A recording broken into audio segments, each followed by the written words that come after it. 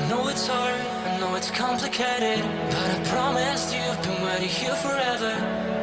I had a much to say, but you're not hear me. No, we're invincible, like fire in the snow. Trust me when I say you are my beautiful world, and I'm feeling it all. We should make an effort. It's true you're so far away, and it's true you don't feel the same. But if you take my hand, we can try and go back. Starting from scratch, I won't let you go. No, I can't let you go, 'cause you're my gravity, and I will never leave. I won't let you go. No, baby, I will not, because I still believe. You're my gravity. You will never be what I expected. Different frequencies, that's why we ain't connected. You know I will make it through. I got nothing to lose but you. It's true you're so far away, and it's true I can feel the same. It's another day, you know you want me to stay, but I go my way. I won't let you go. No, I can't let you go, 'cause you're my gravity, and I will never leave. I won't let you go. No, baby, I will not, because I still believe. You're my gravity.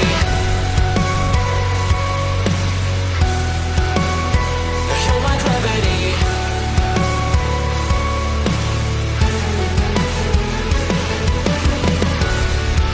You're calling out my name, but the echo numbs your pain. Sorry, but more than just a shadow, I'm more than just a man. You don't care how I feel, you don't know how I feel. No, you don't know how. I wash away the sorrow till my heart can beat again. You're my gravity. No, you're my gravity.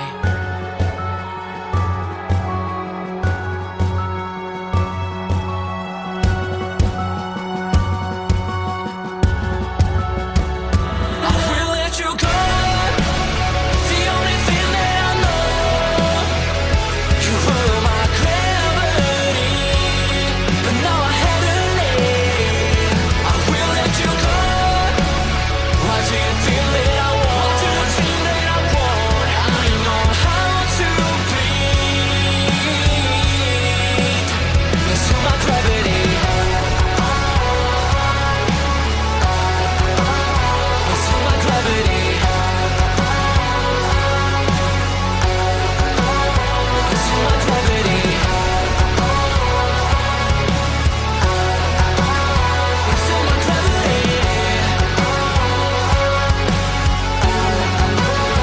Into my gravity.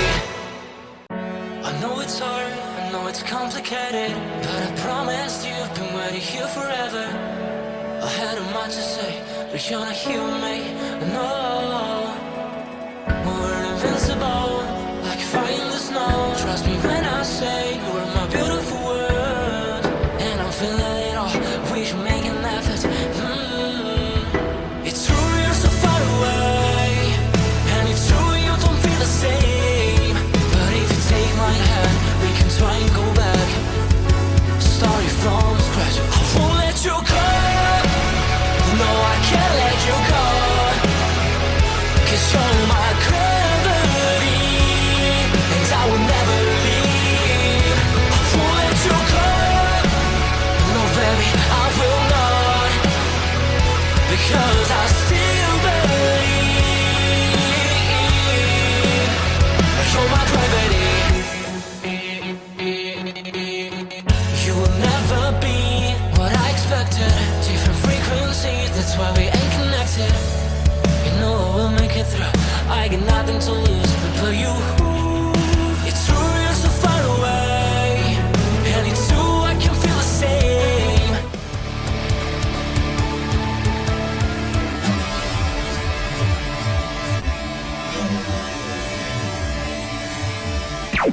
Warning: the Duracell Cup Series data file you have attempted to access is out of date. Uploading current file now. It's a brand new car from stem to stern, and it's never been raced at these speeds. The next gen car is opportunity. Everything is different with the exception of like the seat, the steering wheel, and your helmet. Unknown creates excitement. Talking about my generation.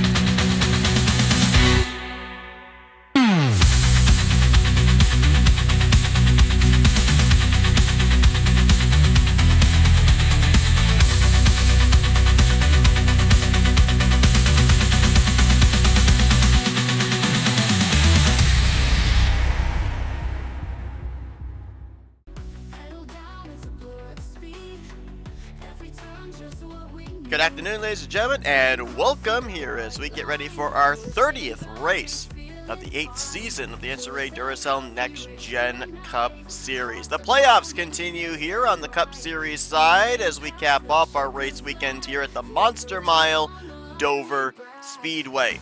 This is the start of the new round for the Cup Series, as last week we ended up eliminating 4 drivers from our original 16. 12 drivers move on to begin this new round, which will consist not only of Dover here this afternoon, but next week, the worn-out surface of Atlanta, and then the elimination race before we then determine our Elite 8. That'll be taking place in a couple weeks' time when we get to Arizona Speedway. The next time we'll have the Light Series drivers as well for another playoff double header. But couple of things that we had question marks about coming into this race, specifically on the Cup side, were answered, I believe, in yesterday's Light Series race. Kind of nice to have the Light Series at the same venue, plus the fact that we've moved the physics from one mod over to the same as the Cup Series side. So we end up getting accurate readings, accurate numbers to potential scenarios a couple of about 24 hours prior to the Cup race. It's about, 22 hours actually, but I digress. So some of the questions we had that were answered that we will more than likely see now play out in this afternoon's 140 lapper. Number 1, is there an ability to pass? Well, the answer to that would be yes. Looked back during the start to the end of the Lights race here yesterday, and granted we had only 30 drivers in the Lights race as opposed to 42 drivers here, so obviously a lot more positions up for grab and a lot tougher to work your way to the front, but there were drivers that qualified outside of the top 20 in yesterday's Light Series race that when the checkered flag waved were actually up there in the vicinity of the top 10.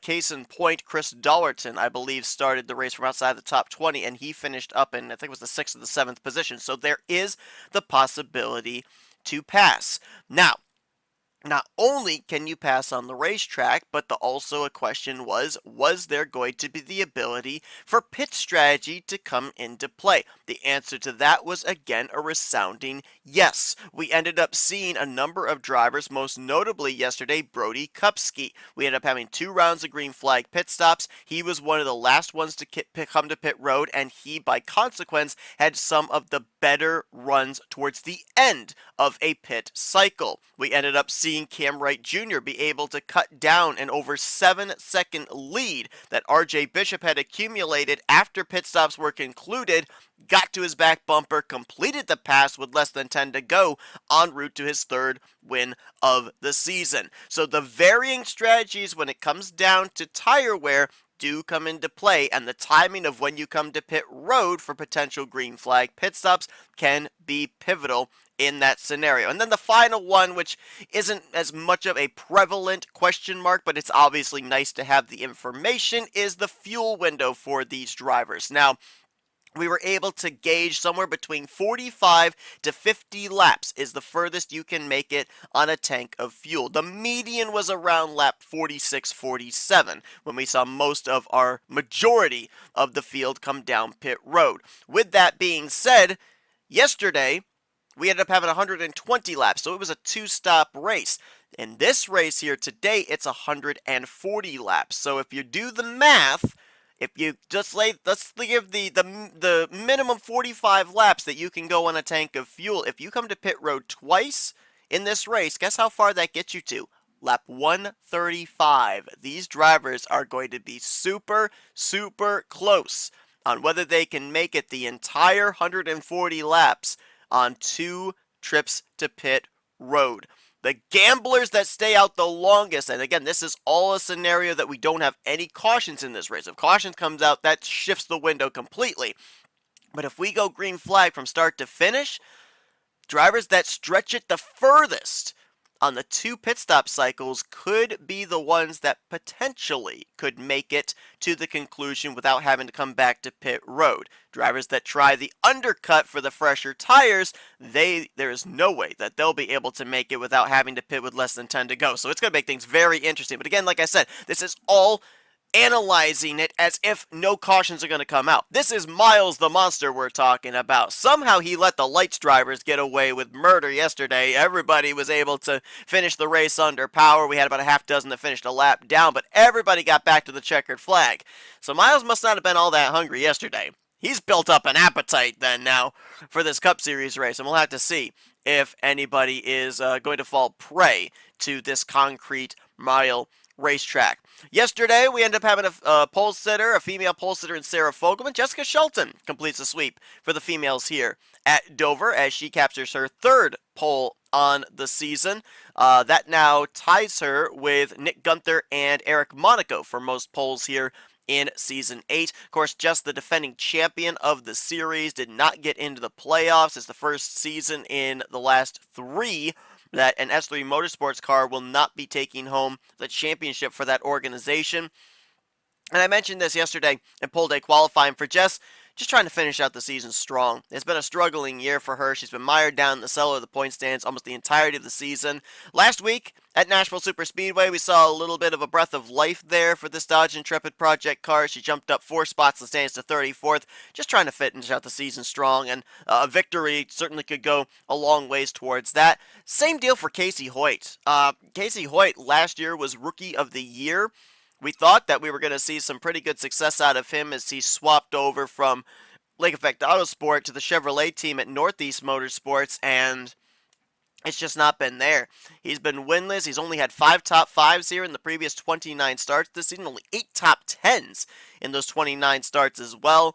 Good starting track position. Maybe he can find his way back to victory lane. He's 30th in the point standings. Just another driver that's looking to cap off the season as best as he can in preparation for the upcoming Season 9. Some other drivers lining up here towards the front as well that are all looking for their first wins of the season. Dylan Young.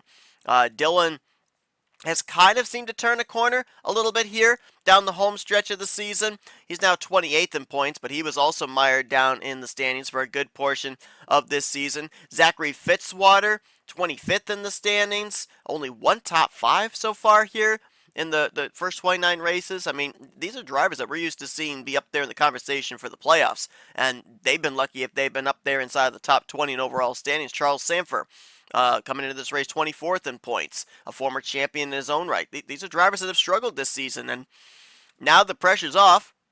They're not battling for a championship, so they can be aggressive. They can play some out-of-the-box strategy and see if they can get their first checkered flag here of Season 8. Highest starting of our playoff drivers is going to be on the outside of row number 3. That'll be the 3-time winner, Matt Haas. Matt Haas ended up advancing his way into the next round of the playoffs. I believe he was 9th in the overall points at the conclusion of Nashville Superspeedway last week. Interesting point of note, I don't know if this is any important information for people that like the statistics and everything, but we've never had a Daytona 500 winner win the championship in the same year. Well, Matt Haas, one of his 3 victories was at the Great American Race, so we'll see we'll see as he continues on his road along with 11 other drivers. Those 11 other drivers would be as follows. James Qualls comes into this race as the overall points leader, 5 points over the other 11 competitors since he ended up winning last week in the elimination race at Nashville Super Speedway. So he carries the 5 bonus points from that victory here into round number 2. The other drivers that will join him here in this next round of the playoffs include Ryan Brommer, Alexander Rowe, Levi McIntyre, Carson Gum, Nick Gunther, who was the final transferee last week at Nashville Super Speedway, finished 12th in the point standings. Reggie Fogelman, Jack Mitchell, the aforementioned Matt Haas, RJ Bishop, Destin Bolin, and Daniel Voiles. Those are the 12 drivers that move on here to this next round. The 4 drivers that were eliminated, including our 2 rookies that made it into the playoffs, Summer Henson, Eric Sadler, and both the entries out of Michael Norman Motorsports, Michael Norman and Nathan Ormond. So much like the rest of the drivers in the field here, like we were talking about, that the pressure's kind of off of them now. They can go out there and just try to end out the season with as many victories as possible. Norman, Ormond, Henson, and Sadler fall into that category as well. So 16 started, 12 remain, and they've got Dover on tap that they have to tackle here this afternoon. So let's not waste any more time. Let's go down trackside and get those most famous words in motorsports.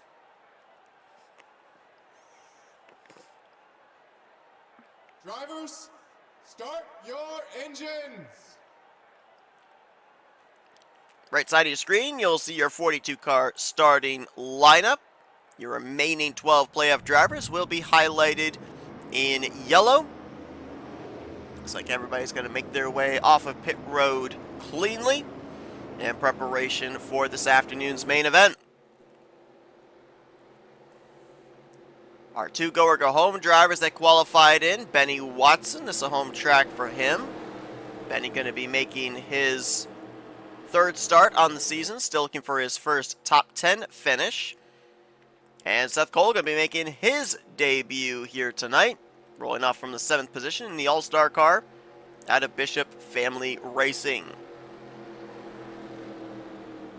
We had 8 drivers show up here yesterday for knockout qualifying. Only 2 were able to move on. A lot of our regulars like Autumn Brooks and Hiccup Bush and Bryce Egan and Kyle Langland failed to qualify for the show. Now, the only Dodge we've had in the field here for the last couple of seasons, the project car of S3 Motorsports, Jessica Shelton, going to bring us down here to the green. And we are racing at the Monster Mile.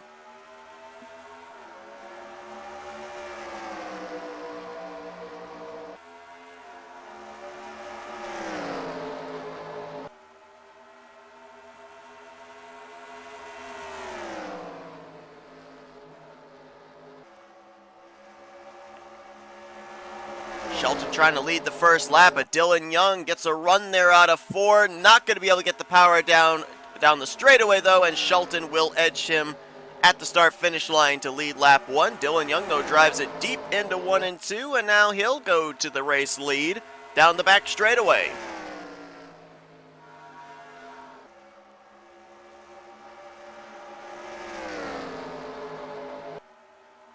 Casey Hoyt will slide into 3rd. Charles Sanford in 4th. Battle will be for 5th. Matt Haas looking to the inside of Zachary Fitzwater.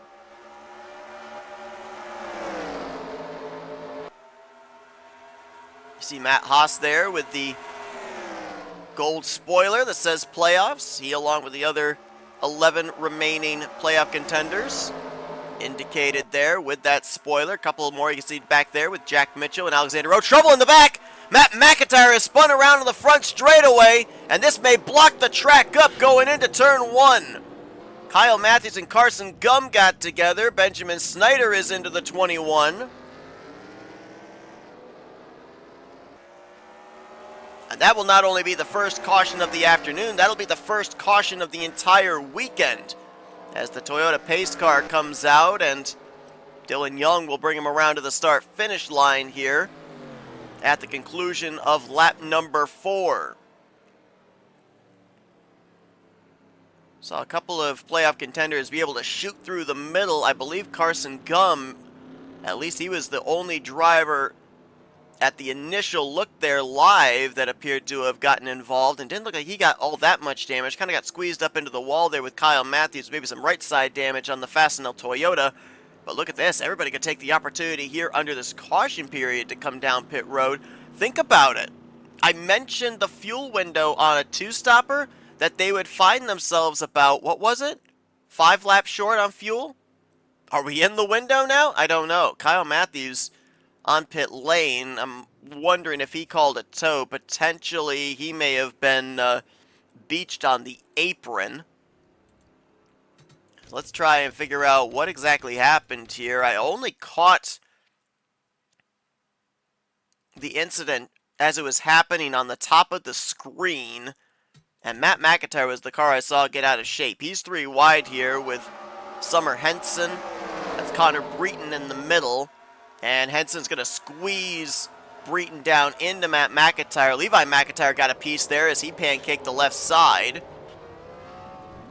There's where Snyder gets involved. Everybody else kind of comes to a stop and waits for these drivers to get turned around. And you saw on the left side of your screen, we'll focus on that there, Kyle Matthews and Carson Gum getting together. And we'll see why Matthews had to call the tow back to pit lane. Watch RJ Bishop right there at 98, as he's going to just barely get through. Same for Ryan Brommer. There's where Carson got squeezed into the wall. Well, Kyle, I thought, had to call a tow. Apparently that was not the case. He must have come to pit road here as they were racing back to the caution. So obviously some pretty significant contact on the front end of his mellow yellow Chevrolet, as just confirming, yes, he actually came down pit road as they were approaching, coming around to receive the caution flag here. So that's why he was sitting there on pit lane when the leaders came down. So he would have actually come down a closed pit road as well. Kyle is a lap down here and should, when the lights go out, should come up alongside of his fellow We the Coasters compatriot and try and see if he can race his way back on to the tail end of the lead lap. As everyone was on pit road, it looked like everybody took tires as well as fuel. So just taking advantage here under this caution period. Dylan Young was first off of pit road with that number 3 pit stall. Jessica Shelton came out behind him in second with Matt Haas in third. Then Seth Cole and Charles Sanford the top 5. Jack Mitchell, Casey Hoyt, Alexander Rowe, Cody Lamas, Daniel Bouchard. That was the top 10. Should get the lights out this time, and indeed we do. You'll see Kyle Matthews coming up on the inside line here, the only lap machine. Updating a couple of the other drivers involved in this incident. Doesn't look like it was any lengthy stop for Benjamin Snyder. Matt McIntyre did spend a little extra time on pit road for repairs, and so too did Connor Breton and Carson Gum. They're going to restart in 39th through 41st at the tail end of the lead lap here for this upcoming restart. Still a long ways to go in this race, though.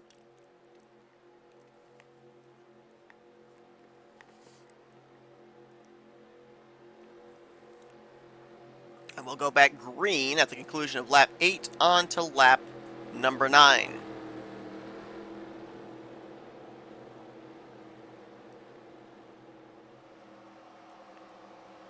Already seen a little bit more speed here out of these Cup cars than we saw in the Lights cars yesterday. I think the fastest lap turned in the Lights race was around 145 miles per hour. Dylan Young, in just the first few laps we ran here under green, turned a lap time of 152 miles per hour. So a little bit extra speed here with these Cup cars here. Extra downforce, obviously, with the spoilers. As we're back racing here at Dover, and see Seth Cole move down to the inside line there. We don't know how up to speed that 09 of Kyle Matthews is, but that might not have been the wisest decision. Young, Shelton, and Haas will all get away, first through third. Charles Sanford trying to get around his S3 Motorsports teammate Kyle Matthews. Not going to be able to do it. They'll stay stacked up, fourth place on back. Now Sanford gets the run off of 4. He'll swing around the outside. Casey Hoyt looks to do the same. You're going to see more and more drivers have to migrate up to that outer groove if Matthews is going to stay on the bottom, unless they're able to shuffle him up, which they're going to do right there. Seth Cole will get to the inside of Matthews. Now that's bad news if you're Casey Hoyt in the 24. Jack Mitchell, Alexander Rowe, a couple of our playoff drivers that moved on to this next round. A couple of former winners on the season. Mitchell with the victory back at Phoenix, early portion of the season. Alexander Rowe near the close of the regular season with his win at Bristol Dirt.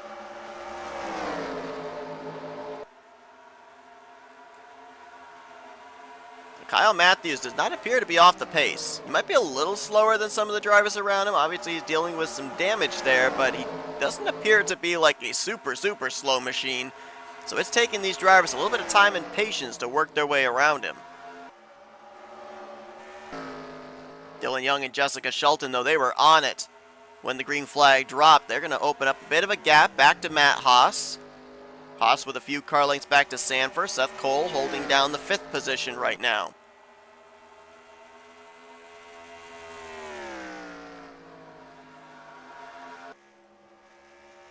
Ended up having 2 of the Young Motorsports Fords advance their way into the playoffs this season. One has been eliminated, so RJ Bishop remains for Young Motorsports to try and take the championship here in Season 8.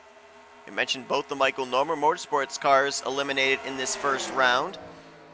Joanna Atwood Motorsports still has their representative with James Qualls.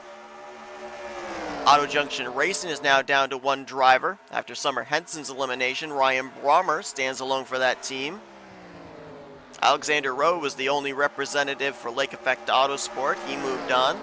Nick Gunther, the only representative for Garage 55. Carson Gum, the only representative for Fortnite Squad Racing. Levi McIntyre, obviously a single car entry for Shadow Cult Racing. Matt Haas, the only Haas Racing machinist. We see him here trying to hold off Charles Sanford. Jack Mitchell, obviously the only Adrenaline Motorsports car. Actually, correction on that. Matt Haas and Reggie Fogman. There's actually 2 drivers for Haas Racing battling for the title still. And another slight correction on my part as well. Dustin Bolin. Okay, so I'm making statements here and then having to retract them. There's actually 2 Young Motorsports cars still in the hunt for the title. RJ Bishop and Dustin Bolin. So there's that Young Motorsports and Haas Racing that have 2 entries still left. Everybody else, all the other organizations that are still inside the remaining top 12, only have 1. Wadded up, 3rd place on back here. Matt Haas, I don't know if he's just a little bit slower or if he's trying to save his tires. He's got him stacked up there with Seth Cole, Charles Sanford. A couple of Hershey-related cars right there. Charles Sanford with the orange Reese Chevrolet as he'll actually pull up alongside of Matt Haas in that 2nd groove. Seth Cole with the Hershey Park sponsorship. The roller coaster Candemonium prominently featured on the hood. Saw Bishop Family Racing almost take a victory yesterday in the lights race as RJ came up 2nd to the eventual winner Cam Wright Jr. So that all-star car looking pretty good right now inside of the top 10. You saw Sanford go around the outside of Matt Haas, and Jack Mitchell's going to do exactly the same thing. Looks like that 2nd groove is coming into play here. And now Sanford and Mitchell will try and set their sights on the top 2 as Dylan Young, Jessica Shelton continue to open up a little bit of a gap back to 3rd place on through. Check the back of the field. See about some of our playoff contenders here. Levi McIntyre, who we saw tank slap the inside wall with the left side of his machine. Carson Gum, who got squeezed up into the outside wall with Kyle Matthews in our only caution to this point, right now in 39th and 40th. But they do appear to be up to speed still here with this group. Could be saving some tires back here as well. Kind of just riding, maybe waiting for pit road to come into play.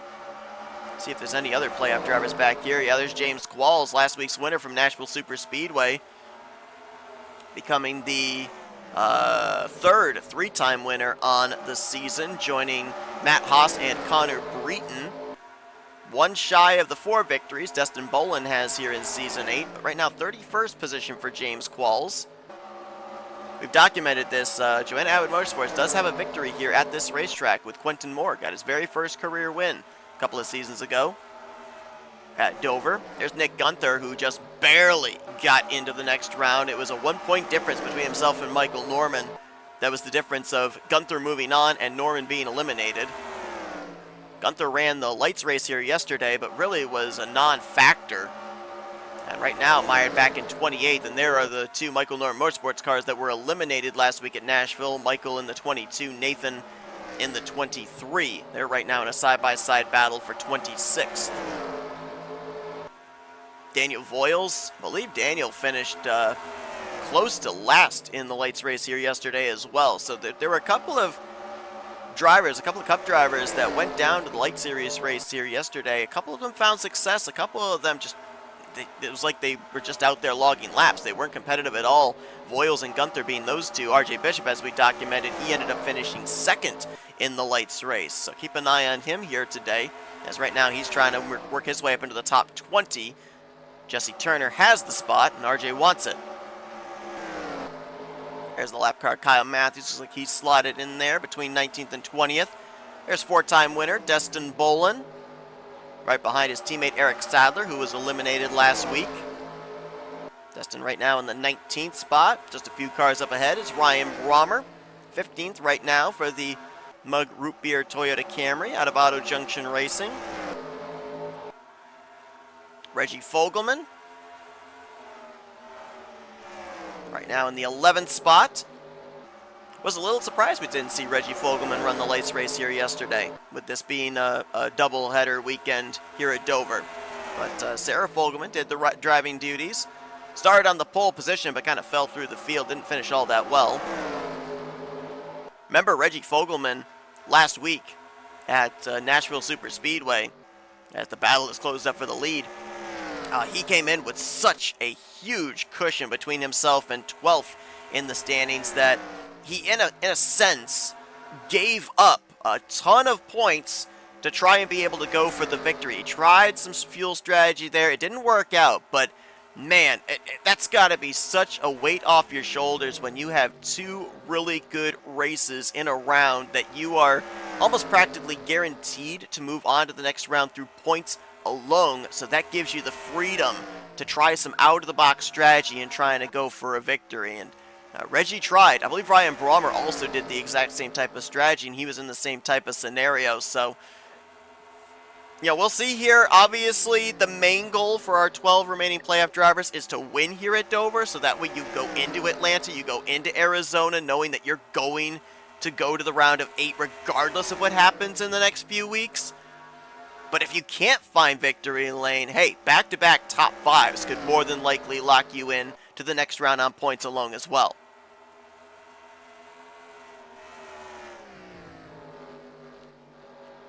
Been watching Jessica Shelton here in this 94, and she's been searching. So, obviously with the next-gen car, and then with the added downforce you have here with the spoilers, you're able to get a tremendous run in the draft on the straightaways. But when you're going through the corners, you don't necessarily want to be running directly behind the car in front of you, because that puts dirty air on the nose. This is a very tough racetrack, especially as these tires wear down, to be able to get back to the throttle on corner exit. I can tell you from experience, you get back to the throttle just a second too soon, you're going straight up into the wall. And it doesn't matter if it's off of 2 or off of 4.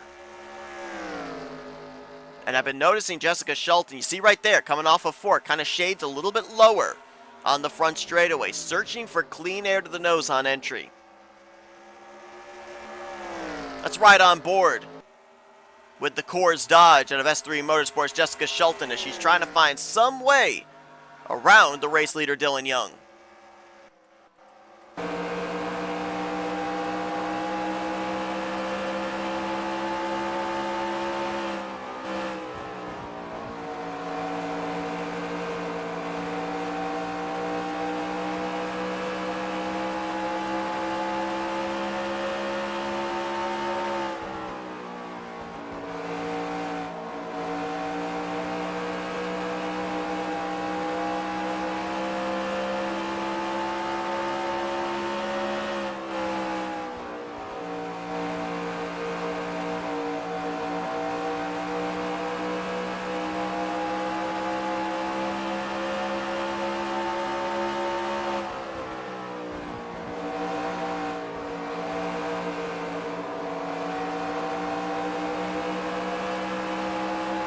One thing I was watching there with that onboard was you saw how Shelton lost a bit of ground there to Dylan Young and then managed to slowly, methodically close the gap back up.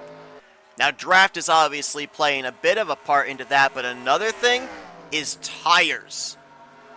How much you use them up here on the run, how much you have left for the latter portion of a run can be very, very important. And look at how Charles Sanford has been able to close up here on the top two. Now, obviously, that's great for him. He's now got a shot to go to second, maybe to the race lead. But the return is how much did he wear out these tires in trying to reel in the top duo? And how much has he got left as he tries to make passes for position? Got some more drivers that might catch up here as well. Jack Mitchell, Seth Cole, Casey Hoyt there in a three-car tandem. Trying to reel in the top trio. Zachary Fitzwater trying to stay latched on as well.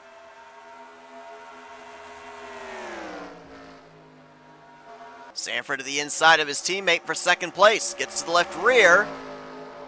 Car's going to get really tight here off of 4. He almost pushes up into Jess's driver's side door. Crowds are up the racetrack, and he should get the position here through 1 and 2. Nice pass by Charles Sanford. And now he sets his sights on Dylan Young, who has led the last 36 laps here. Also bear in mind, we had the early caution come out on lap 5. We went back green on lap 9. So we're looking at our first round of pit stops to be coming up pretty soon.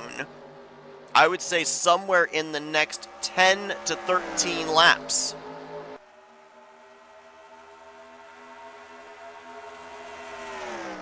Jack Mitchell under fire for 4th. That's Seth Cole moving to the inside. And he will complete that pass, moving up a spot further in the top 5 here.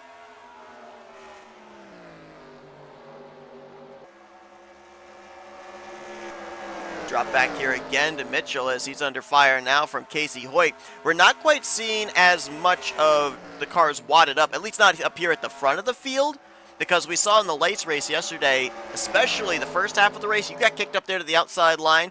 There were a lot of drivers that were ready to line up nose to tail on the inside line and freight train you back in the running order. Not as much of an opportunity right now as we've got little pockets of cars at the moment. Don't really have a big pack. I mean, even going back here, you can see they're pretty spread out. You've got side-by-side battles here, but they're not all wadded up nose to tail, kind of blockaded up. Austin LaPlante currently leading this group. It's a home track for Austin as well. New Hampshire Motor Speedway is probably his closest racetrack, but another driver out of the Northeast, so could consider Dover, Delaware a home track also. And up ahead of him, a good battle for 10th. Anthony McCurry just recently made his way around Cody Lamas. Cody trying to get that spot back.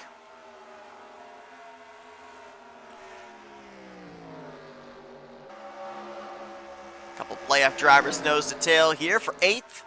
Alexander Rowe trying to hold off Ryan Brommer, 2nd and 3rd in points after the reformatting of this round of 12. Brommer 2nd and Rowe in 3rd position. Seth Cole's managed to get around Jessica Shelton to move up to P3, as now he and Charles Sanford look to close up on Dylan Young for the race lead. 7 cars up in this lead group, if you will, with pit stops looming now. Should be able to go a little bit further. If we had gone green from the start, this is when we would have seen some drivers diving down. They can go a little bit further since everybody came down pit road under our only caution. But it'll be in the next 5 laps that we'll probably start to see some drivers hit pit lane. And we ended up seeing, it was interesting too, because the undercut, we saw it utilized in the lights race yesterday. For some drivers, it worked great. For other drivers, not so much. And we ended up seeing Cam Wright Jr. on both of the green flag pit stop cycles we had in the lights race come to pit road the earliest of everybody, so he was the major short pitter, and somehow he was able to save enough tire to be able to reel in RJ Bishop, who on the final round of pit stops I think it was 2 laps after. It might have been 1 lap after, but there was a slight advantage in terms of the freshness of the tires on the long run for RJ Bishop, and Cam Wright Jr. was able to run him down, completed the pass, and went on to win. So it just kind of goes to show that the undercut, it can work, and it can sometimes not work. Of course, traffic, I think, as well. Lap traffic played a big part into RJ Bishop's struggles of not being able to maintain a pretty sizable gap in the closing stages of that race as well. And, you know, if we continue to trend green in this race, who knows? Pit road mistakes or something like that, we could end up having the leaders having to deal with traffic in the closing stages of this race here this afternoon as well. Well, Charles Sanford just got freight trained. Seth Cole got around him for second. Jessica Shelton takes advantage to move to third. Sanford will drop from second now back to fourth. And now Dylan Young will have Seth Cole all over his back bumper. Pretty sure there's a We the Coasters logo somewhere on that 43. And it's now trying to get to the left rear quarter panel of Dylan Young's Wawa Ford Mustang. So while we're battling up here at the front, we've also got pit stops coming up here within the next 5 laps. Who makes the first initial dive? Back through at least the front runners here. I don't see anybody coming to pit road. Everybody's going to have to pit before lap 55. We know that much.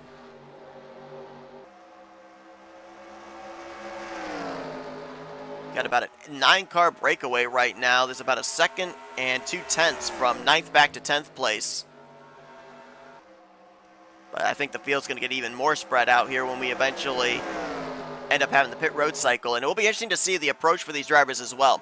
I mentioned it during the qualifying sessions. I mentioned it yesterday in the Light Series race. This is probably one of the top 5 toughest pit roads to get onto. And we saw that with how drivers approached the commitment line in the Lights race here yesterday. A lot of them very conservative, crawling, if you will, to that yellow stripe. So I think we got some pitters. Here we go.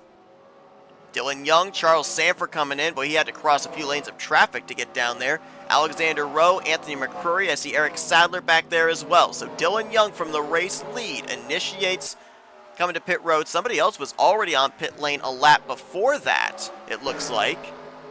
Trying to see if we can find out who that is. That's Caleb Fogler and Levi McIntyre. So they came down a lap sooner. Here comes Seth Cole, who inherited the race lead. He's going to come down pit road now. Mitchell, Brommer, Hoyt, Lamas. Whoa, late turn down pit road there for LaPlante. He just barely made it. I believe Jessica Shelton stayed out an extra lap, so she's going to go back to the point. This pit road can be very narrow as well, very congested with the attenuator wall separating pit road from the racetrack. As Shelton's coming in this time, Fitzwater will follow her, Eric Monaco. Danny Bouchard coming in late. Ooh. Was Kyler Sustre trying to come to pit road? I think he was, and he was boxed out. Now hopefully he's got enough fuel to get back around. He also ended up losing the race lead there at the start-finish line to Benny Watson, who's going to play some strategy here and run long. Looks like Sustre is going to have enough fuel to get back around here, but that's going to cost him some track position. As here's Watson and here is Sustre. I believe these are the last 2 drivers that need to pit. As Dylan Young looking to cycle back out front as the race leader. Looks like he got a pretty hefty gap back to Charles Sanford. We'll have to see about Jessica Shelton. I think that was her right there. And Dylan Young, the undercut strategy is going to work out for him at least here on the first half of this run. We'll have to see now if the fresh tires will reel him in, as Sanford's going to cycle into second, Alexander Rowe to third, Seth Cole fourth, Jack Mitchell fifth, and Shelton's going to drift back now to sixth. Be under fire for that spot from Anthony McCrory. Eighth will be Ryan Brommer, and then wad them up ninth place on back here with Hoyt, LaPlante, Lamas, Sadler. We've also got Eric Monaco back there and Zachary Fitzwater.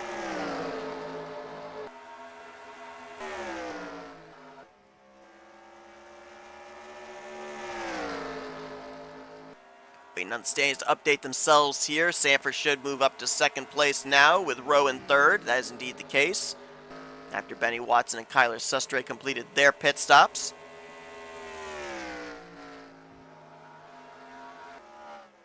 And we will wait for scoring to indicate just how big of a gap Dylan Young was able to get on Charles Sanford. And it's saying 3.5 seconds, the gap between him and the Reese Chevrolet. Lap times right now, though, in favor of Charles Sanford. 0.2 of a second quicker that previous lap. 23.7s to Dylan Young's 23.9. And could get worse for Dylan Young because you saw right there as he was exiting out of turn 4. Some of the drivers on the tail end of the lead lap were entering into turn 1, so traffic could come into play. That time by, Dylan Young did get a flyer lap, 23.6. Just under a 23.7 actually. Sanford and Rowe still in the 23.7s as well, so kind of canceled them out. That lap did Dylan Young. First round of green flag pit stops in the books. Let's take you through the field and find out where your playoff drivers are now after this cycle. Alexander Rowe, highest runner. He's currently in the 3rd spot. Jack Mitchell in 5th. Ryan Brommer is in 8th place. Dustin Bolin is 15th. Levi McIntyre is up to 19th. Remember, we saw him go with a very early strategy, so he gained a ton of track position. I believe that Levi, if I'm not mistaken, was around 38th, 39th before the pit stop cycle, so that's about 20 positions he gained right there. Great job by the 99 team, gaining back some spots that they lost, as the pace car is going to play some havoc here. I believe the next driver of our playoff contenders is RJ Bishop. No, it's not. Oh, yes, it is. He's in 26th. Reggie Fogelman is 27th. Daniel Voiles is in 28th. James Qualls currently battling he's in 30th, battling with Laura Chung for that spot. Nick Gunther is back currently in 34th. Matt Haas, who we saw start this race up at the front, he started 6th.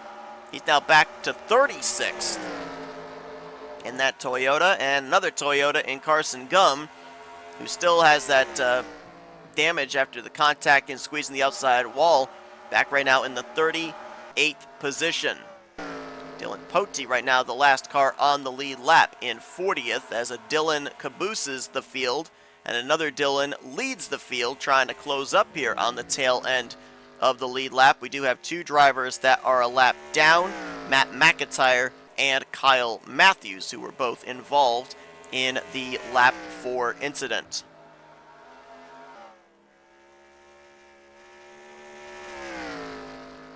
The gap's been fluctuating between Dylan Young and Charles Sanford. It'll get cut down to 3.4. It'll then increase to 3.6. It's been right around that 3.5 second mark.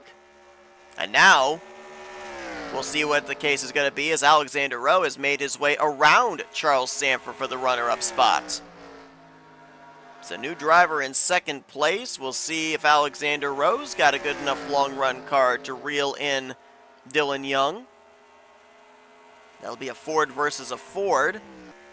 And that time by, if it's any indication, even after making the pass on Charles Sanford, Alexander Rowe ran nearly 0.3 of a second faster than the 2 cars. So he is going to start rapidly closing up that gap between himself and Dylan Young. You can see him also visibly kind of pulling away from Charles Sanford. So Sanford's tires may have gone away here already, and he's going to have to hang on for quite a bit of time still before we end up having pit road come into play once again. Jack Mitchell's been able to pull away from Seth Cole, who's lost a spot to Shelton. And that's a pretty big line of cars right there as well. That is all the way back to, I believe, Destin Bolin in the 15th position. So that's 5th to 15th. All nose to tail pretty much here down the front straightaway. It's Anthony McCurry throwing a block there on Austin LaPlante, who's got thoughts for 7th. LaPlante's teammate, Casey Hoyt, right there behind him as well. A couple of the Northeast Motorsports Chevrolets having a good run here today. LaPlante will now get to the inside of McCurry, making their way through 3 and 4.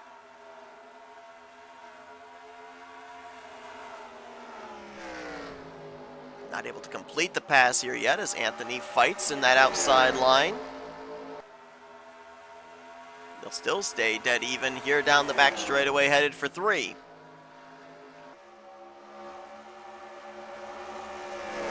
A reminder for everybody that next week it'll be just the Cup Series drivers as we head to the Atlanta Motor Speedway, the worn out surface. We will not, as I said, we will never run Atlanta Super Speedway in a points paying race. We ran it in the All-Star race, which I'll admit, the All-Star race was fun, but we will never run at Atlanta Superspeedway in a points-paying race. We will always run the old, worn-out surface of Atlanta on a points-paying schedule, as Mitchell trying to hold off Jessica Shelton here for the 4th spot. But next week, it'll be just the Cup Series drivers, so their qualifying session will be on Saturday at 1 p.m. Eastern, and at 1 p.m. Eastern on Sunday will be their race. We will then resume our doubleheaders here in the playoffs as the Lights drivers will join them at Arizona Speedway. It will be the elimination race for the Cup Series drivers. It will be the first race of the round of 9. You heard me correct. The first race of the round of 9 for the Duracell Ultra Light Series drivers, as yesterday never happened before, maybe will never happen again. We had a 3-way tie for the final 7th transfer position in the elimination race here for the Light Series drivers at Dover. Crazy. Alexander Rowe, Skylar Taylor, and Roberto Crown Jr. somehow all managed to tie for 7th place. So only one driver ended up ultimately being eliminated in the first round in Jordan Anderson. 9 drivers move on into the next round of the playoffs for the Lights drivers, which will consist of Arizona, Daytona, and Rockingham. And 5 drivers at the conclusion of Rockingham will be eliminated, giving us our final 4. So the first season that we implement the playoffs here in the Light Series, and something crazy like that happens. I've been watching these lap times. I've been watching this interval. Alexander Rowe is coming. He is closing up the gap. He's got it less than 2 seconds now. 1.9 seconds that last time by. His lap times are equal to, if not better, every single circuit than Dylan Young. You can see visibly the gap he's opened up back to Charles Sanford, but even more so, you can see right there, as Dylan Young makes his way off of 4 to the start-finish line, Alexander Rowe is making his way as well off of the corner. And we saw Alexander Rowe come on strong the last portion of this regular season. He'd been consistent most of the season anyway, but then we saw him cap it off with the victory in the next to last race of the regular season at the dirt-covered Bristol Motor Speedway. So looking strong here again in this one, and like we mentioned, an automatic ticket into the round of 8 if you win here today at Dover. You go into next week at Atlanta. You go into the elimination race at Arizona locked in. Doesn't matter what happens to you. You could blow an engine in the next 2 weeks. You're locked in to the next round of the playoffs. So a lot of the playoff contenders, I guarantee you, have a lot of emphasis on winning this race because they want to have that automatic lock.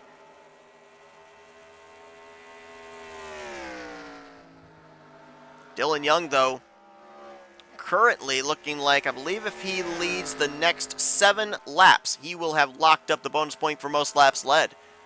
He has spent now 72 circuits out in front after starting this race from 3rd position. Took the race lead from Jessica Shelton. He has not looked back. But he might want to look back in the rearview mirror because that white and green Beef O'Brady's Dark Horse Mustang is starting to get larger and larger in the rearview mirror. Dylan is going to have some traffic he'll have to deal with here in the next couple of laps. That is the slower lap machine of Kyle Matthews.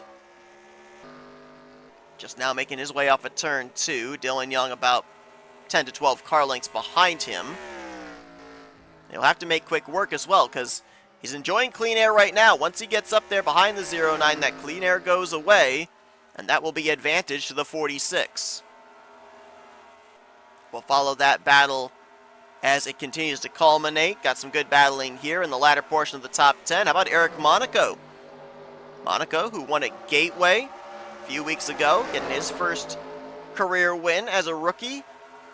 Trying to make his way on by Anthony McCrory. Dustin Bolin down there as well. Anthony getting freight trained for the time being here. Casey Hoyt also up in that second groove as Bolin, Fitzwater trying to take advantage.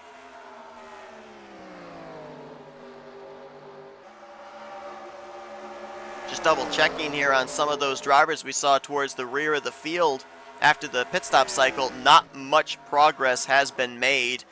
Qualls is still back there in 30th, Gunther in 32nd, Haas all the way back in 36th, and Carson Gum right now in 38th. So they're going to need this upcoming round of pit stops maybe to help get them some track position. We saw Levi McIntyre was able to do that after he was mired back outside of the top 30.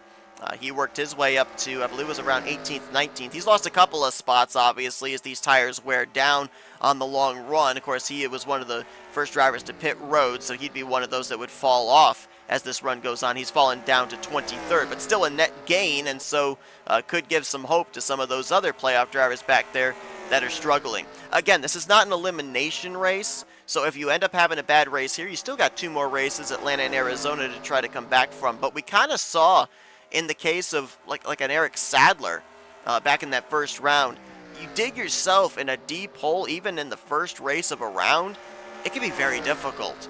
Very difficult to come back. A lot of drivers like to consider one mulligan race in a 3-race span. If you end up having 2 mulligan races, you're more than likely going into that final elimination race in a must-win scenario.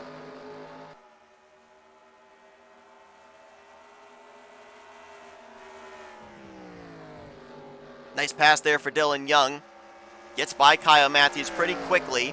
Now we'll have to see what Alexander Rowe's able to do with the Mello Chevrolet, as Dylan Young will try and utilize the lap car to his advantage now.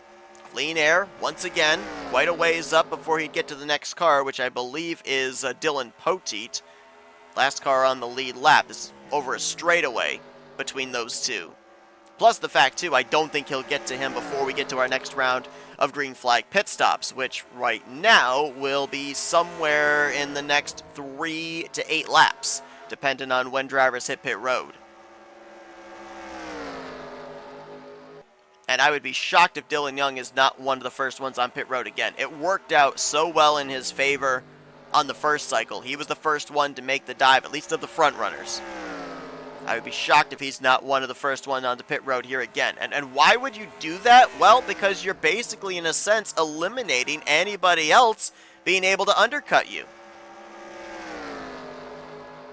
Yes, you are maybe giving up some time on the late portion of the run, but you're at least eliminating that undercut where someone like an Alexander Rowe right now could easily come to pit road a lap sooner than Dylan Young, get a good up-to-speed lap with clean racetrack, and leapfrog Dylan for the top position.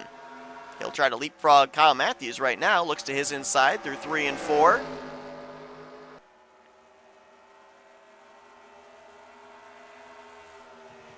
We know that 45 laps is about how far drivers can go on a tank of fuel. If they can get to lap 95, they're right on the mark. If they pit before that, they might not be able to make it. Can anybody make it 5 more laps? I mean, remember, when that caution came out, it kind of gave us the 5 laps that we were lacking at the early portion of the race if we had gone green the entirety. So I would be surprised if nobody can make it past lap 95, but we'll see. As the battle is on for the lead, Alexander Rowe all over the back bumper of Dylan Young. Trying to take the top position here on the eve of what could be the final cycle of pit stops here this weekend at the Dover Speedway.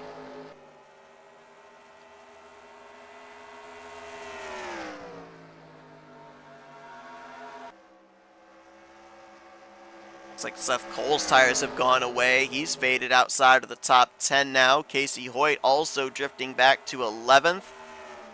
Drivers that are on the move right now, Austin LaPlante and Eric Monaco, working their way up now to 5th and 7th. So if you're looking at long run speed here for this final run to the checkers, you might want to look in the direction of those two. As Rowe continues to try and look low here on Dylan Young. And you saw right there, got tight in that aero draft off of 4, had to lift, couldn't get back to the throttle. Alexander Rowe loses a little bit of ground, now tries to accordion it back up.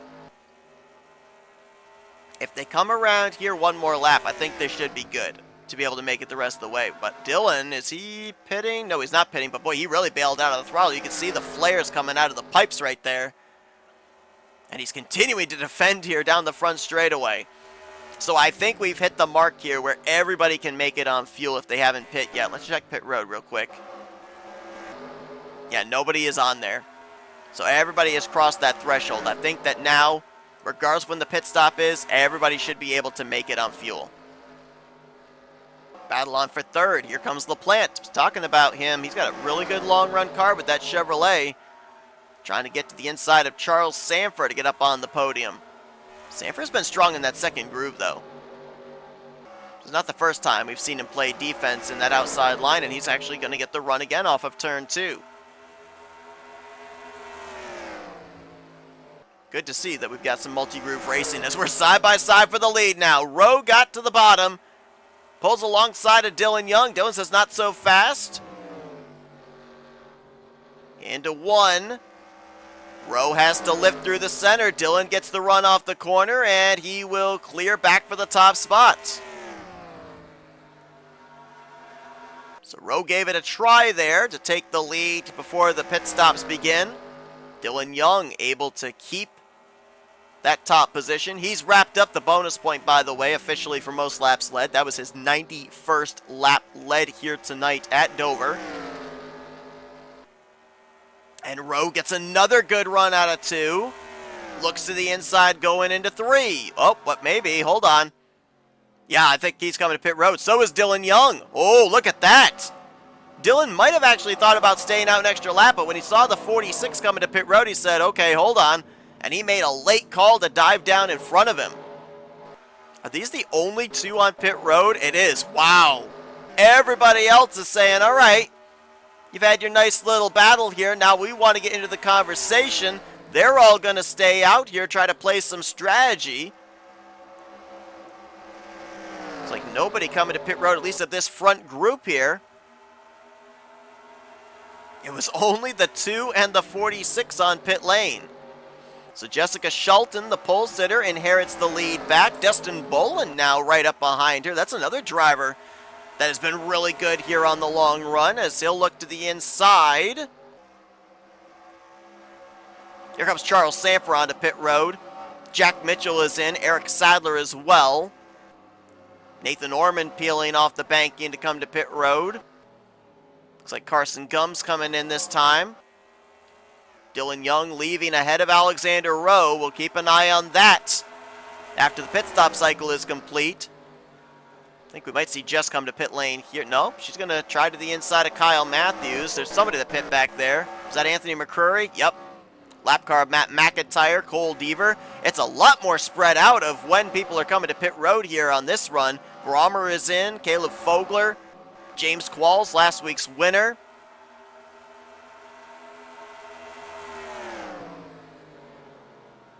Shelton's coming in this time. Monaco's going to stay out. LaPlante's in. Fitzwater's in. Matthews is going to come down pit road. Late call there for Keith Batson, Seth Cole, Benjamin Miles all coming in. I believe this turns the race lead over to our Gateway winner, Eric Monaco. Nope, it's actually Dustin Bolin. I'm sorry, I didn't see the Frosted Flakes Mustang swing around Shelton for the top spot. And now Bolin's coming in. Monaco is going to stay out. Casey Hoyt's coming in this lap. Whoa! Cody Lamas nearly ran into Charles Sanford there. As he's going to safely get onto pit lane in the 84 machine. Monaco playing some strategy here. A couple of weeks removed from his first career win. Of course, he's battling Summer Henson for Rookie of the Year as well. 2 points back from Summer. And now he's on pit lane here. I believe we're waiting on Kyler Sustre and Nick Gunther. There they are, making the dive as well for their final pit stops. And now the question is, who will the lead cycle around to? I believe that's our answer right there. I believe Dylan Young will go back to the point. He's going to have a bit of a gap once again, back to Alexander Rowe. So Rowe did not have a very good overall pit stop. Now, there could have been several mitigating factors as to why. The only thing, though, that I would say that might play in his benefit is Dylan Young is going to be cycled around in traffic. Well, so too is Alexander Rowe, to be fair. It's going to be 3 lap cars between Young, and Rowe. You've got Summer Henson, Joshua Osborne, and Connor Breton before you get back to the 46. In turn, though, Dylan Young's going to have Laura Chung, Caleb Fogler, Michael Norman up ahead of him. So neither driver is going to have that much benefit of clean air on the nose. And Matt Haas is going to actually cycle a lap down now, as he's in 36th. So this is not the run that he was looking for here this afternoon after starting up in the 6th position. He's going to be one of those drivers that we'll be talking about next week at Atlanta that is looking to gain back points that he lost here this weekend. Jack Mitchell and Charles Samper saw those two in a spirited battle, knowing that was eventually going to be for 3rd. Mitchell has got it over Charles. Jessica Shelton right now in 5th with Anthony McCurry 6th. Eric Sadler is 7th. 8th place is under contest Eric Monaco, who's got the freshest tires here on this run, trying to hold off Keith Batson. And Cole Deaver right now is in the 10th position ahead of Austin LaPlante. But I believe, if I'm looking at this correctly, there are only 2. Am I right in this? There's only 2 playoff drivers up inside the top 10 right now, and that's Rowan Mitchell, 2nd and 3rd. Where are the rest of them? Destin Bolin is right now in 12th. Ryan Brommer is 17th. Levi McIntyre 18th. Reggie Fogelman is back in 25th. RJ Bishop in 26th. James Qualls 27th. 28th. Carson Gum 29th. Daniel Boyles. Nick Gunther 30th. So those 5 are all wadded up together. And then Matt Haas, as we documented, he is currently a lap down in 37th. So only 2 playoff drivers up inside of the top 10. We've got, what, 6 of them that are outside of the top 20. That cut line is going to look very interesting going into Atlanta next week. I guarantee you of that. Gap right now, according to scoring, 2.4 seconds. Actually make that now 2.5 seconds from Dylan Young back to Alexander Rowe. Throw some lap machines into the mix as well. Alexander Rowe has gotten around Summer Henson, but now he's got Connor Breton and Matt Haas he'll have to deal with before he can get up there to Dylan Young. Dylan Young's got his own problems as he's on the back bumper of Laura Chung. Benny Watson just up ahead there as well. He just got around the 27 of Joshua Osborne, or did he? Actually, Osborne's starting to reel him back in. And so if Osborne starts battling with Dylan, that'll be good news for Alexander Rowe. For Dylan Young, he's just hoping these laps tick away as quickly as possible, as we still have 28 laps remaining when he hits the stripe this next time by. But this has been a career season race, if you will, for Dylan Young. It's been a struggling season. We documented that pre-race. 28th in the point standing, still searching for his first top 5. He and, was it LaPlante, were the only 2 full-time drivers that were yet to score a top 5 here this season. And that's 29 races in to the schedule. That's not just like halfway through. We're past the 3/4 mark. And Dylan has now led, as he'll hit the stripe, 100 laps here tonight. Started 3rd. He's had the dominant car. He's had to hold off the challenges of Jessica Shelton in the early going, Alexander Rowe here in the middle portion of the race. He's been very good on maintaining his consistency of lap times with his tires, and little traffic management here as well. You saw it looked like he almost let Joshua Osborne on by. Realized that Osborne sees positions up ahead that he can gain. Says, all right, you want them, go on ahead. He's just pacing himself here, trying to maintain the gap back to Alexander Rowe. It's Dylan Young looking to add his name to the list of drivers that have won this season and complete the sweep for his team as well, because RJ Bishop got a victory back at Iowa. Destin Boland's a 4-time winner. North Wilkesboro was where we saw Eric Sadler go to victory lane. So Dylan Young's the last driver at Young Motorsports here in Season 8 that has not gone to victory lane. Could complete the sweep right here at Dover.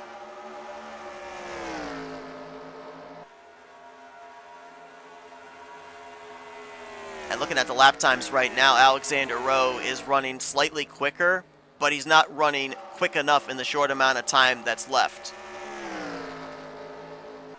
He's yet to really close up on Connor Breton at all, which would be the next driver he has to pass. Then he's got Matt Haas before he can think about Dylan Young. So, I mean, unless tires come into play here towards the end of this race, And Alexander Rowe has that advantage on Dylan Young. Right now, Dylan Young is doing exactly what he needs to do. Just manage that gap. Not use up his tires trying to battle, trying to put cars off the lead lap. And Dylan Poteet is closed up here on Summer Henson and Alexander Rowe. This would be a battle for 39th between Henson and Poteet.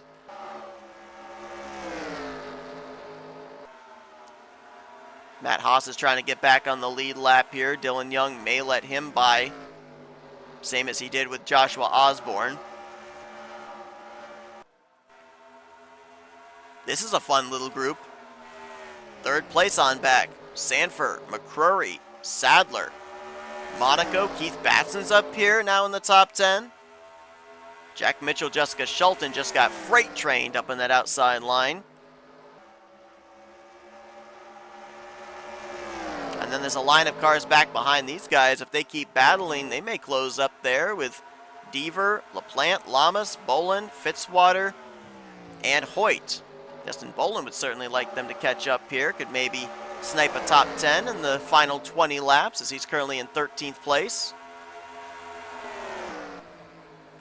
And for LaPlante, if he can get up there into that other group, he's got a shot of both he and Dylan Young finally breaking in with their first top 5s on the season.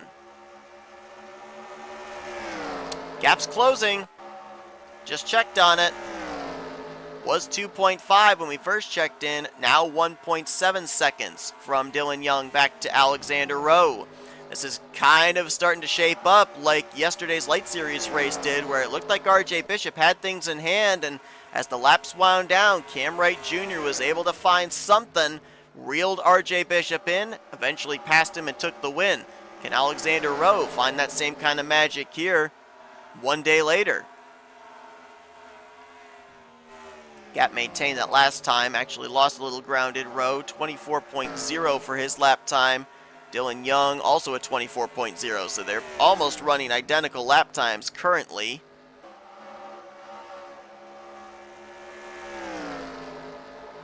Rowe lost a little bit of ground again the previous lap. He's now fallen back to 1.9 seconds. 17 laps to go here. So Alexander Rowe's going to have to gain about a little more than a tenth every single lap right now. Maybe a tenth of a second a lap could get him up to the bumper of Dylan Young on the white flag lap. Dylan with a 24.266 and Rowe 24.160. So that time by he actually did gain a tenth.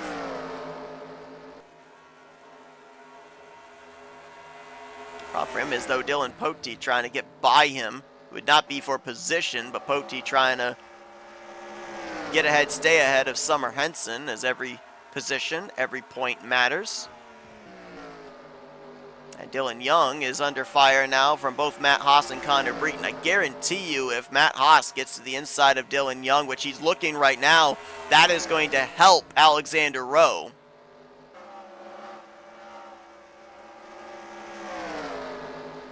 Dylan's going to hold him off though. Oh, maybe not. I thought he was going to clear him off of 4. Haas will keep looking to the inside, and I think Dylan's going to get the rotation through the center here. Gets the straight line speed, and Haas is still going to stay there to the left rear.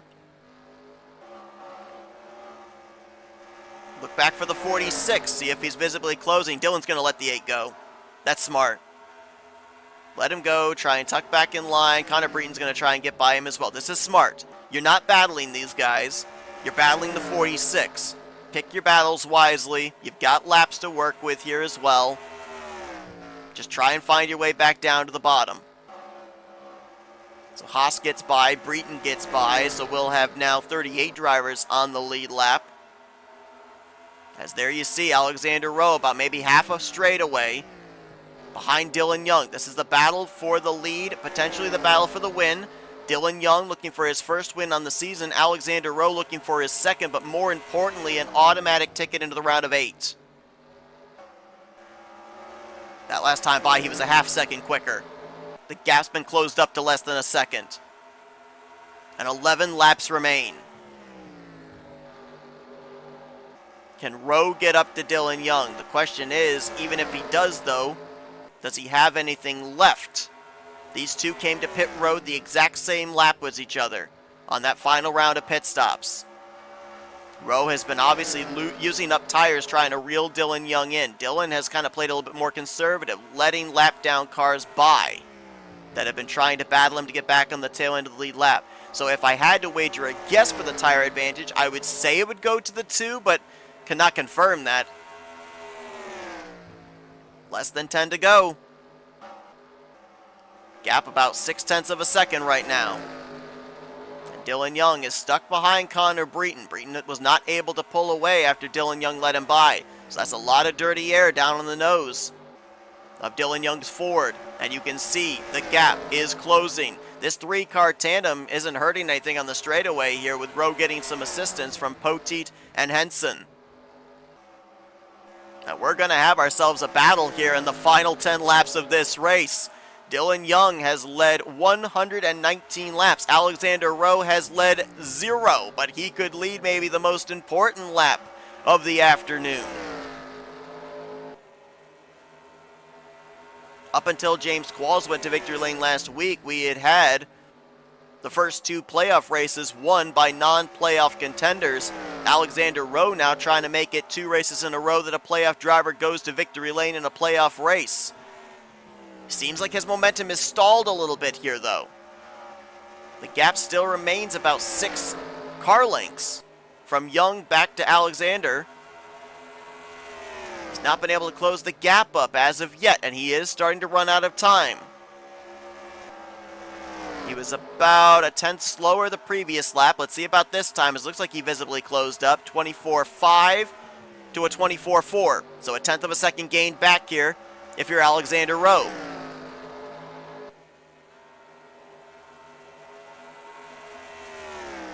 And this next time by, it's going to be 5 laps remaining. A lot of drivers going to be going into next week at Atlanta looking to bounce back from poor performances here today. RJ Bishop, 27th. Daniel Voiles, 29th. Nick Gunther, 30th. Carson Gum, 32nd. Matt Haas, tail end of the lead lap, but he's all the way back in 37th. These drivers are going to find themselves in a little bit of a hole there going into Atlanta Motor Speedway, looking to bounce back, get themselves away from that 8th in the standings cut line, as here comes Alexander Rowe. Dylan Young sees the run, moves low to block any type of a move into 1.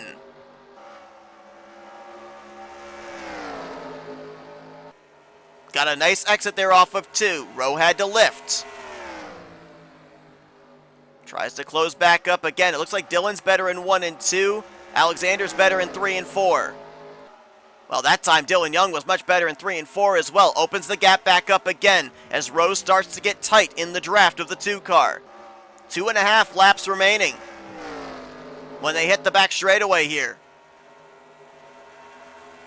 Rowe gonna put up a fight. Dylan Young gonna try and keep him at bay. Gonna be 2 laps to go for the 2 car, this time off of 3 and 4. And about a car length and a half the advantage Dylan has over the playoff driver Rowe. Alexander Rowe dives it in there into 1. Tried to maintain the speed through the center, but you see again, loses a little bit of ground. Like I said, I felt like the tire advantage was going to the 2 car here. The 46 used up a lot trying to reel him in. This time around, 1 mile remains. 1 lap to go here from Dover. And Dylan again plays the defensive line into 1. Rowe closes up though. Can he get an exit off of 2? Alexander Rowe's there. Does he look to the inside into 3? Here he comes. Alexander Rowe for the lead, for the win. It's going to be close between these 2. We may have a photo finish at Dover as off of 4. Outside line prevails. Dylan Young will pick up the win. Alexander Rowe gave it a try. He just couldn't get back to the throttle off the corner. He'll have to settle for second. But we had ourselves a near photo finish here at the Monster Mile for our 4th playoff race of the season. We'll have to see what the scoring says the interval was there. at the start-finish line, but that was pretty close. And Rowe gave it a yeoman's try there. He got to the inside. Dylan Young, though, slightly fresher tires, one would have to assume, got the momentum he needed off the top and was able to win the race back to the line. It wasn't quite as close as I thought. It wasn't in the thousandths of a second range. It was a little over a tenth of a second that Dylan Young won this race. But Dylan Young not only breaks into victory circle for the first time this season, he's going to score his first top 5 of season 8. 30 races in. Some great runs for some drivers here today as well, as Ford is going to sweep the top 4. Alexander Rowe, very important points there for him heading into next week at Atlanta. Highest finishing of our playoff drivers. His teammate Eric Monaco right there behind him, finishing on the podium in 3rd. And Keith Batson, the 4th Blue Oval in the top 4. Great run for him there in the top 5 and 4th position. Anthony McCurry is going to take away an all top 5 for the Ford Mustangs, as his Mazda will finish in 5th. Charles Sanford will get 6th. Eric Sadler 7th. Jessica Schulten started on pole, ran up in the top 10 all day long, brings home an 8th. Austin LaPlante, good run there in 9th. And Cody Lamas is going to complete the top 10. But a lot of drivers kind of faded out of the top 10 late in this one. Jack Mitchell was a top 10 car, top 5 car for most of this race. He's going to finish back in 13th. That's going to be the second highest of our playoff drivers. Rowe was the only playoff driver to finish in the top 10 here today. Dustin Boland finishes in 15th place. Ryan Brommer in 17th. James Qualls managed to fight his way up to 21st. Reggie Fogelman in 22nd. Levi McIntyre was 24th. Daniel Voiles in 28th. Nick Gunther in 29th. RJ Bishop in 31st. Carson Gum finishes in 35th. And Matt Haas in 37th place. There's a lot of drivers that are going to be down, hovering around that 8th in the standings cut line when we get to Atlanta next week. It will be interesting to see what the scenarios will be heading into the elimination race in a couple of weeks' time. But Dylan Young completes the sweep. All 4 of the Young Motorsports drivers have now gone to victory lane here in Season 8 as he adds his name to the list of race winners here this season in the Duracell Next Gen Cup Series. Congratulations to him. And looking forward to next week at Atlanta, where it'll, just as I said, be the Cup Series drivers. We will resume our doubleheader with the Light Series drivers in 2 weeks' time at Arizona Speedway. Hope you guys enjoyed today's race here from Dover. If you did, be sure to give this video a like, subscribe, part of the crew today. We showed your full feature results. You're now looking at your point stands as a result of our first playoff race of the round of 12. We'll see you guys next week at the Atlanta Motor Speedway as we continue on our playoffs on the Cup side. Until then, I've been Seth Cole, and you've been watching another broadcast courtesy of NNSCRA TV, offline racing at its best.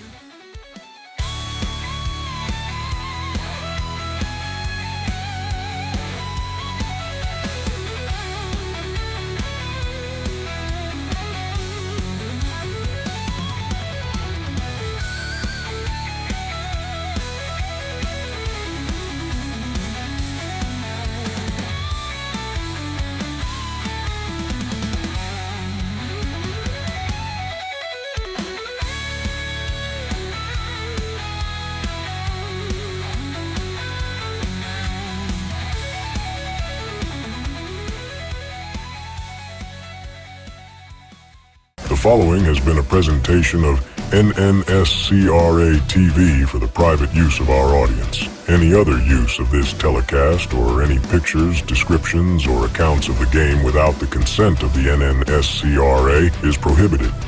NNSCRA would like to thank all of our loyal fans, and we hope you enjoyed today's broadcast.